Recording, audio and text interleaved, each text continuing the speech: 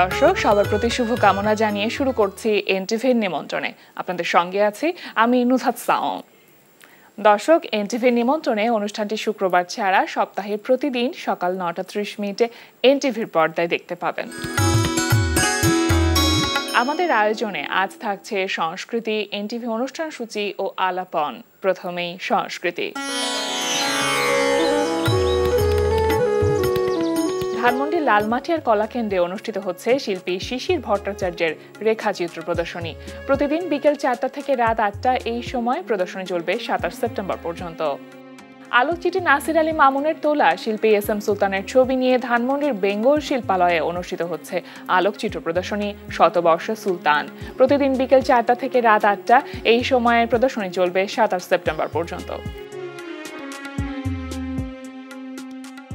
এবার এনটিভি অনুষ্ঠান সূচি। এবার জানিয়ে দিচ্ছি এনটিভির আজ রাতের বিশেষ বিশেষ অনুষ্ঠানগুলির সময়সূচি। সন্ধ্যা 6:15 থাকছে সমসাময়িক বিষয় নিয়ে অনুষ্ঠান সংলাপ প্রতিদিন।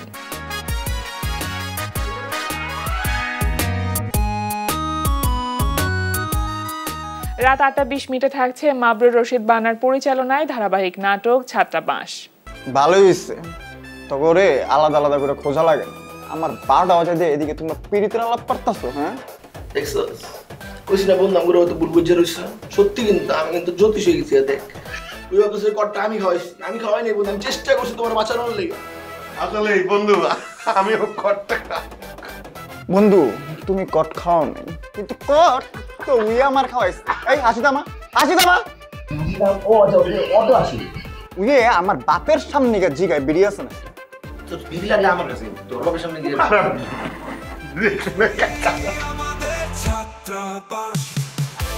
রাত 11:30 থাকছে টক শো এই সময়।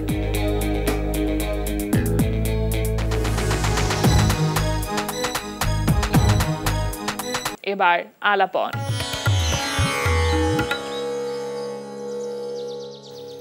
প্রিয় দর্শক, আমাদের আলাপনের আজকের অতিথি সঙ্গীত শিল্পী নির্ঝর চৌধুরী। শুভ সকাল ভাইয়া, কেমন আছেন? শুভ সকাল, আমি ভালো আছি, তুমি কেমন আছো? আমি খুব ভালো আছি, আপনাকে পেয়ে খুব ভালো লাগছে। আর আপনার মধ্যে একটা পজিটিভ অরা কাজ করে, যে সেটা যখন আপনি আসেন তখন কেমন যেন মনে হয় যে সেটা ছড়িয়ে দিতে থাকেন।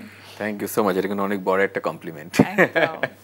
গানের মানুষ সাধারণত আমরা জানি গান নিয়ে সবসময় ব্যস্ত থাকে, কিন্তু যখন আসলে অবসরটা পান, নিজের জন্য খানিকটা একটু সময় পান, সেই সময়টা কিভাবে কাটান?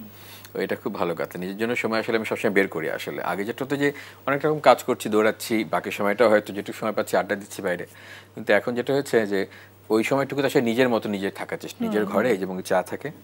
আমি আবার খুব চায়ের ভক্ত, বিভিন্ন হার্বাল টি খাই, গ্রিন টি, হোয়াইট টি, বিভিন্ন ফুলের চা, সেগুলোর সাথে একটা ছোট একটা বিস্কুট নিয়ে বসে যাই, হয়তো টিভি দেখি কিংবা বই পড়ি, এভাবে নিজের মতো সময়টা কাটাতে চেষ্টা করি। আচ্ছা, এই যে গান লিখেন আপনি, আমি তো শুধু বলছিলাম সঙ্গীত শিল্পী দর্শককে, কিন্তু দর্শক তো জানে, আপনার শ্রোতা দর্শক যারা, যে আপনি শুধু সঙ্গীত শিল্পী না, গান লিখেন, গান সুর করেন, সঙ্গীত পরিচালনা করেন, গান নিজে গেয়ে থাকেন, উপস্থাপনা করেন, শিক্ষকতা করেন, আর অনেক কিছু মনে হয় আপনি করেন। এত কিছু আমি বলে শেষও করতে পারবো না।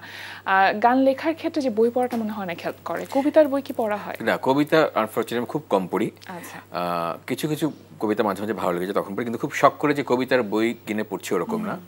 এবং এক্ষেত্রে অবশ্যই রবীন্দ্রনাথ সবার আগে আসবেন। আচ্ছা, কিন্তু গান লেখার জন্য অবশ্যই মানে যে কোনো কিছু লেখার জন্য সেটা পড়া খুব জরুরি, সেটা গল্প হোক, উপন্যাস হোক, কবিতা হোক, যেটাই হোক, পড়াটা খুব জরুরি।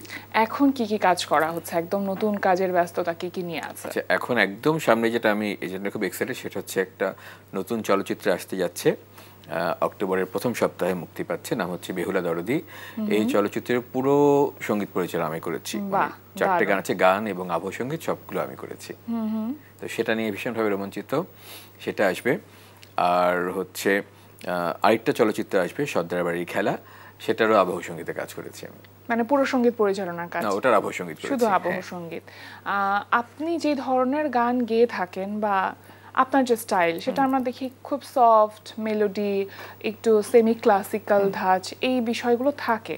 কিন্তু যখন এই যে কোনো চলচ্চিত্রের জন্য সঙ্গীত পরিচালনা কাজ করতে যান, তখন তো নিজের স্টাইলের বাহিরে গিয়ে কাজ করতে হয়, নিজের কমফোর্ট জোনের বাহিরে গিয়ে। ওটা কি একটু চ্যালেঞ্জিং বলে মনে হয়? এটা চ্যালেঞ্জিং, এটা খুব এক্সাইটিং আমার কাছে মনে হয়, কারণ এটা খুব মজা যে একটা সবসময় একরকম কাজ করবেন, প্রতিদিন মতো ভাত আর আলু ভর্তা খেতে ভালো লাগবে না, মাঝে মাঝে ডিফারেন্ট কিছু বানাতে ইচ্ছে করবে। তো ওরকমই যে তখন এটা একটা খুব এক্সাইটমেন্ট কাজ করে। প্লাস হচ্ছে চলচ্চিত্রের গান মানে অনেক আর্টিস্টের সাথে কাজ করার সুযোগ হচ্ছে, কোলাবর করার সুযোগ হচ্ছে। তো এবং ওই চ্যালেঞ্জটাও ভালো লাগে আমার কাছে, যে আমার জন্য অনেক কিছু নতুন নতুন নতুন জনরা সম্পর্কে জানার সুযোগ হয়, এক্সপেরিমেন্ট করার একটা সুযোগ থাকে। কাউকে আইডল হিসেবে মানেন কি কারো কাজ? যদি পরিচালনার ক্ষেত্রে বলি, পরিচালনার ক্ষেত্রে আমার প্রথম থেকে একদম ছোটবেলা থেকে পছন্দ ছিল এ আর রহমান, এবং এখনো উনি আছেন। আচ্ছা, নিজে যখন কাজ করতে যান তখন একটু অনুসরণ বা অনুকরণের জায়গাটা আসে? সেটা তো অবশ্যই আনকনসিয়াসলি চলে আসে। তবে আমি সবসময় গান গাওয়ার ক্ষেত্রেও চেষ্টা করেছি যে কারো গায়কই যেন আমার মধ্যে চলে না আসে, সেটা সচেতন কিংবা অবচেতন যেভাবেই হোক না কেন। পছন্দের শিল্পী তো অনেকেই আছেন, শ্রদ্ধা অনেক আছেন, কিন্তু আমি সবসময় চেয়েছি যে আমার গায়কই যেন শুধু আমার মতে হয়, ইউনিক একটা স্টাইল যেন তৈরি হয়। আপনার ভয়েসটা শুনে যেন ওই স্বকীয়তাটা তৈরি হয় যে আমি ভয়েসটা শুনে বুঝতে পারছি যেটা নির্ঝর ভাইয়ের গানের গলা। এটি গান শুনি ভাইয়া, তারপর বাকি গল্পে যাবো। কোন গানটা শুনছি?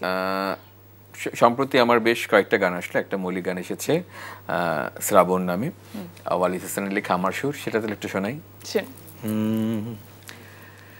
তোমার কাজলে মেঘেরা হলো কালো, তারারা নিভিয়ে দিল তাদের যত আলো, বেহায়া চাঁদটা আবার এলো কালো, ওরে ধে দারুণ ঝড় সেজেছে জমকালো,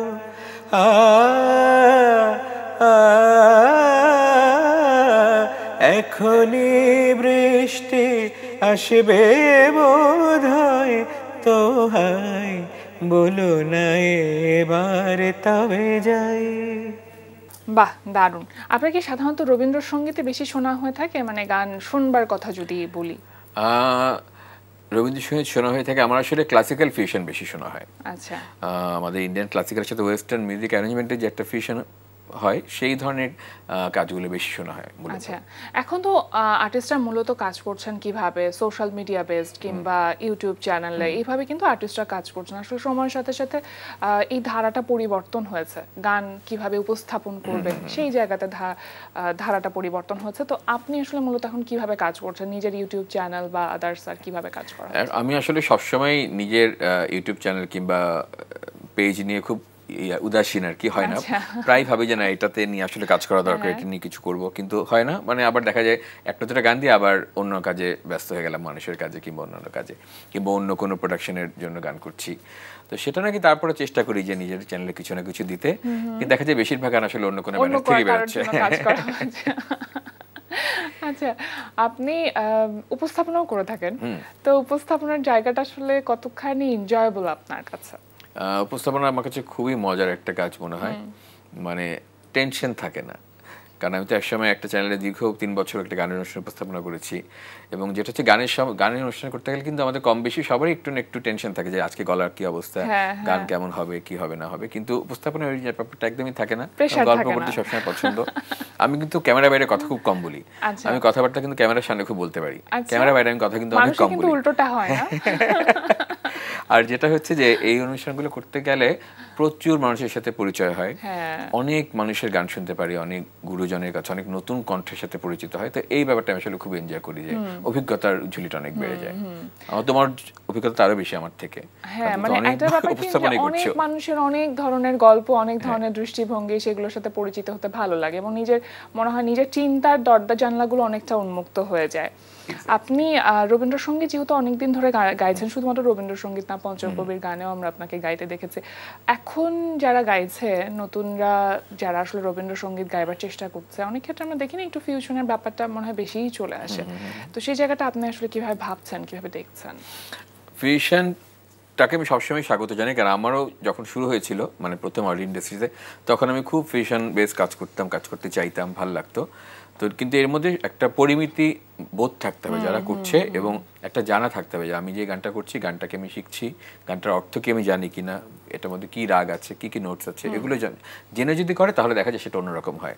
আর কিছু না জেনে জাস্ট ঝুম ঝুম ড্রামস বাজিয়ে আমি করে ফেললাম, রিফ বাজিয়ে করলাম, সেটা একটা অন্যরকম ব্যাপার হবে। তবে যে এটার মতোই করুক, আমি কখনোই মানে তোমারটা আমার পছন্দ হচ্ছে না কিন্তু তুমি করতে পারবে না এরকম ব্যাপারে আমি বিশ্বাসী না। সবাই সবার মতো কাজ করবে, সবার স্বাধীনতা আছে, কোনটা ভালো কোনটা খারাপ এটা আসলে অডিয়েন্স বিচার করবে, কারণ দিন শেষে আমরা তো দর্শক শ্রোতার জন্যই কাজ করছি। অডিয়েন্সের কাছে রিচ করাটাকে একটু কঠিন বলে মনে হচ্ছে, যেহেতু অনেক শিল্পীদের প্রতিদিন প্রতিনিয়ত প্রচুর গান রিলিজ হচ্ছে, সুতরাং একটা গান রিলিজ করবার পর সেটা যদি ভালো কাজ হয়েও থাকে, আমরা মনে করে থাকি আপেক্ষিকভাবে, তাহলে সেটা শ্রোতা দর্শকদের কাছে রিচ করাটা বেশ টাফ। এটা বেশ কঠিন, মানে আমার কাছে মনে হয় যে আগের মতো সেই সিডি পর্যন্ত যদি আমরা আটকে থাকতাম তাহলে কিন্তু খুব ভালো হতো, অ্যাটলিস্ট আমাদের মানে এই আর্ট ইন্ডাস্ট্রিটার ক্ষেত্রে অনেক বেটার হতো। কারণ এখন যেটা হচ্ছে যে এই যে সোশ্যাল মিডিয়ার অ্যালগরিদম বোঝাও, এটাও কিন্তু একটা আলাদা পড়াশোনার ব্যাপার, আলাদা সময় দেওয়ার ব্যাপার। তাই একজন প্রকৃত শিল্পী সে কি গানের চর্চা করবে, নাচের চর্চা করবে, নাকি এগুলো নিয়ে ভাববে? তো সেই কারণে যেটা হচ্ছে যে অনেক আর্টিস্ট হয়তো এভারেজ আর্টিস্ট, কিন্তু তারা একদম পিক লেভেলে চলে যাচ্ছে, কারণ তার প্রচুর ভিউজ হচ্ছে, কারণ সে এই ব্যাপারগুলো নিয়ে প্রচুর সময় ব্যয় করে এবং এগুলো ভালো বোঝে। এবং যারা আসলে এমন অনেক আর্টিস্ট যারা ভীষণ গুণী এবং ভীষণ ভালো গায়, কিন্তু ওইভাবে হয়তো সোশ্যাল মিডিয়া ওদের তেমন কোনো ভিউ পাওয়া যায় না, এরকম হচ্ছে। ব্যাপারটা দুঃখজনক। তখন একটু ছোটবেলা গল্প শুনে নিঝর ভাই, কেমন ছিল সে সময়টা? খুব দুরন্ত ছিলেন কি আপনি? না, আমি খুবই শান্ত ছিলাম। এখন যেমন তো তেমনই? হ্যাঁ, এরকমই ছিলাম। তবে আমি ছোটবেলায় কান্নাকাটি করতাম, খুব চিৎকার ছিলাম, এটা বাসা সবাই বলে। আমারও মনে আছে যে কিছু হলে এখানে কান্নাকাটি জুড়ে দিতাম। ইভেন আমি ইউনিভার্সিটি লাইফেও কান্নাকাটি করেছি, এটা আমার মেমোরি আছে। আমার ফ্রেন্ড আমাকে কিছু হয়তো আমার একটা পছন্দ হচ্ছে না, তখন ব্যাস ওটা পাওয়ার জন্য খুব ইজি, কিন্তু কান্নাকাটি করে দিলে কিন্তু তুমি দেখো এটা হাতে কাছে পেয়ে যাও। তো এটা আমার আমার একটা টেকনিক ছিল আমার। হ্যাঁ, সাধারণত কিন্তু মেয়েরা এটা করে থাকে। হ্যাঁ, তো এটা খুব মজার, এটা আছে। আর এমনিতে শান্তই ছিলাম মনে হয়। আচ্ছা, বরং আমি অনেক ভদ্র ছিলাম, ভালো। আমি দুষ্ট হয়েছে আসলে বড় হওয়ার পরে, ইউনিভার্সিটি পাস করার পরে। আচ্ছা, আপনি ইউনিভার্সিটিতে এসে পড়লেন সাইকোলজিতে, মানে কেন সাইকোলজিটা কেন মনে হলো যে এটা আপনার সাথে যায়? আচ্ছা, আমার আসলে পড়ার খুব ইচ্ছে ছিল, কারণ তখন আমি ছায়াটে খুব ভালো করছি, রেজাল্ট, গান করছি, আমার স্বপ্ন হচ্ছে আমি গানই গাবো এইচএসসি পাস করার পরে। তো আমার তখন মনে হচ্ছে যে আমি ইউনিভার্সিটিতে মিউজিক নিয়ে পড়বো। আচ্ছা, তো বাড়িতে বলে যান তুমি তো গান করছোই ছায়ানোটে, আবার নতুন করে মিউজিক নিয়ে পড়া গেছিল, অন্য একটা সেক্টর ওপেন রাখো ক্যারিয়ারের জন্য, এবং সায়েন্সের কথাই সবাই বলছিল। তো তখন আমার কাছে মনে হলো এই ফিজিক্স, কেমিস্ট্রি, ম্যাথমেটিক্স এগুলোতে খুব একটা আগ্রহ ছিল না, যদি আমার সায়েন্সের স্টুডেন্ট ছিলাম। তারপরে সাইকোলজিটাকে ইন্টারেস্টিং মনে হলো, কারণ মানুষকে নিয়ে কাজ, মানুষ নিয়ে পড়াশোনা। তো ওভাবেই সাইকোলজিতে ঢোকা, তারপর ওখান থেকে ক্লিনিক্যাল সাইকোলজি থেকে মাস্টার্স করা। আচ্ছা, বাসা থেকে কিছু বলে না আপনি যে সাইকোলজিতে নিয়ে পড়লেন? আমার বাসা সবসময় খুবই স্বাধীন চেতা ছিল, মানে জোর করে কোনো কিছু চাপিয়ে দেওয়ার টেন্ডেন্সি কখনোই ছিল না। আরো একটি গান শুনতে চাইবো। আচ্ছা, পঞ্চমীর কথা বলছো, তাহলে নজরুলের একটা গান শোনাই একটু। এটা আমাদের এই সম্প্রতি নজরুল ইসলামের মৃত্যুবার্ষিকীতে এই গানটি এসেছে। আলগা কর গো খোপার বাঁধন, আলগা কর গো খোপার বাঁধন, দিল ওহে মেরা फंस गए, दिल ओहे मेरा फंस गए, बिनोद बेनिर जरीन फिताए, बिनोद बेनिर जरीन फिताए, अंधा इश्क मेरा कस गए, अंधा इश्क मेरा कस गए। দারুণ, এই গানটা আমার খুব প্রিয়। এই যে কোনো আর্ট ফর্ম থেরাপি হিসেবে ব্যবহৃত হচ্ছে, বাংলাদেশে এটা রিসেন্ট হচ্ছে, দেশের বাইরে অনেক দিন ধরেই আসলে এই ধরনের কাজগুলো হচ্ছিল। তো মিউজিক যেহেতু একটা আর্ট ফর্ম, সেটাকে আসলে সাইকোথেরাপিস্টরা অনেক সময় থেরাপি হিসেবে ব্যবহার করছে, এবং সেই কাজটা কিন্তু আপনিও করছেন। একটু জানতে চাইবো এই জায়গাটা সম্পর্কে। এটা নিয়ে, এটা আসলে বাংলাদেশের জন্য খুবই নতুন একটা ফর্মেট। হ্যাঁ, এই মিউজিক থেরাপি যেটা আছে, খুব কম কয়েকজন কাজ করছেন। তা আমি যেটা হচ্ছে, আমি হেভেন এডুকেশন সার্ভিস নামে একটা স্কুল আছে নিকেতনে, এটা হচ্ছে বিশেষ চাহিদা সম্পন্ন শিশুদের জন্য। আচ্ছা। সেই স্কুলে আমি ওদের একটা মিউজিক থেরাপির ক্লাস নিই। সেটা হচ্ছে আসলে অনেক দেখা যায় যে অনেক ক্ষেত্রে অনেক বাচ্চা খুব হাইপার থাকে, ওদের স্ট্রেস লেভেলটা অনেক বেশি থাকে, এংজাইটি লেভেলটা একটু বেশি থাকে এই ধরনের শিশুদের। তো তখন মিউজিকটা কিন্তু ওই হিলিংয়ের কাজ করে, রিল্যাক্সেশনের কাজ করে। তো ওই জিনিসটা আমি করার চেষ্টা করি, ওদের সপ্তাহে একটা ক্লাস নিয়ে সেই জিনিসটা ডেভেলপ করার চেষ্টা করি। মানে কি মনে হয় যে এই জায়গাটার আসলে ফিউচারটা কি, এটা নিয়ে আসলে সামনে কাজ করা যাবে কিনা বাংলাদেশে? অবশ্যই, কারণ হচ্ছে দিন দিন কিন্তু পুরো বিশ্বে কিন্তু আসলে বিশেষ চাহিদা সম্পন্ন শিশুর সংখ্যা অনেক বাড়ছে, এটা খুব অ্যালার্মিং। এবং সেই জন্য আসলে তাদের জন্য যত স্কুল কিংবা যত চিকিৎসা ব্যবস্থা থাকা দরকার সেটা কিন্তু নেই ট্রেনিং সেন্টার এখনো বাংলাদেশে। তো এই জন্য আসলে এই মিউজিক থেরাপিটা ভবিষ্যতে আরো বেশি দরকার পড়বে আমাদের দেশে। আচ্ছা, আর কল্পতরুতে তো আপনি আছেন, আর সেখানে আসলে কার্যক্রমটা কিভাবে হয়? কল্পতরু হচ্ছে বননীতির স্কুল, এটা মূলত নাচের স্কুল, সে সাথে গানও শেখানো হয়। তো এটার মূল উদ্দেশ্য হচ্ছে আসলে গুলশান বনানীর বেশিরভাগ শিশু তো আসলে ইংলিশ মিডিয়ামে পড়াশোনা করে এবং ওদের দেখা যায় যে বাংলা ভাষা বাংলা সংস্কৃতির সাথে জানাশোনাটা অনেক কম হয় অন্যান্য এলাকার শিশুদের থেকে। তো উদ্দেশ্যটা ছিল আমাদের যে তাদের আমরা যেন একদম আমাদের বাংলা সংস্কৃতির সাথে পরিচিত করতে পারি, ক্লাসিক্যাল নাচের সাথে, ক্লাসিক্যাল গানের সাথে, পঞ্চকবির গানের সাথে, সেটাই করা হচ্ছে ওখানে। বাহ, চমৎকার। একজন আর্টিস্টের বিশেষ করে মানে যারা গান গাইছেন তাদের সব থেকে কমফোর্ট জোন হচ্ছে স্টেজ। মানে স্টেজে গেলে তাদের একটা অন্যরকম ভালো লাগা কাজ করে। এবং খুব সম্প্রতি আপনার দেশের বাইরে থেকে আসলেন একটা দারুণ অভিজ্ঞতা নিয়ে, একটু জানবো আসলে কোথায় কোথায় শো করা হলো, কেমন ছিল সব মিলিয়ে অভিজ্ঞতা? আচ্ছা, এবার বেশ ভালো লেগেছে শো করতে, কারণ এবার শুধু রবীন্দ্রনাথের উপরই অনুষ্ঠান হয়েছে দুটো। একটা ছিল 22শে শ্রাবণ উপলক্ষে নর্থ ক্যারোলিনাতে আমেরিকার, আর একটা ছিল হচ্ছে শুধু রবীন্দ্রনাথ নামে, রবীন্দ্রনাথের গান, নাচ, আবৃত্তি, নাটক সবকিছু নিয়ে। এটা ছিল ডালাসে। এবং এই অনুষ্ঠানটি আমি এবং বন্যা মির্জা দুজন মিলে সঞ্চালনা করেছি, নাচ এবং গান এবং কবিতা দিয়ে। তো সেটা ভীষণ একটা বড় একটা হলে, খুব সুন্দর একটা হলে হয়েছে। তো এই অনুষ্ঠানটা আমার জন্য জীবনের অন্যতম একটা মেমোরি হয়ে থাকবে। আসলে এছাড়াও তো আপনার আসলে অনেকগুলো জায়গাতে যাওয়া হয়েছে, মানে দেশের বাইরের কথা যদি বলি। আমি আসলে ঘুরতে পছন্দ করি, মানে দেখা যায় একটু সময় পেলে একটু টাকা পয়সা জমলেই কোথাও ঘুরে আসি, আমার খুব ভালো লাগে এটা।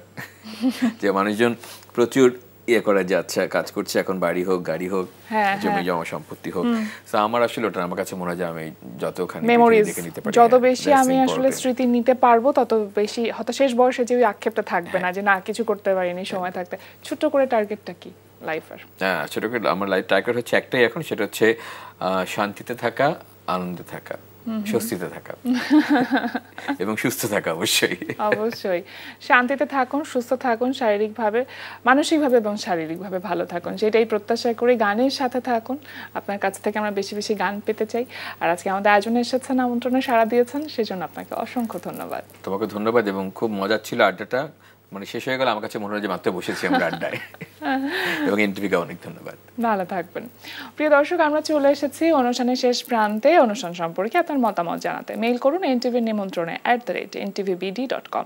বিশ্বের যে কোনো প্রান্ত থেকে যে কোনো সময় এনটিভির নিমন্ত্রণে দেখতে ভিজিট করুন আমাদের পূর্ণাঙ্গ ওয়েব পোর্টাল www.ntvbd.com।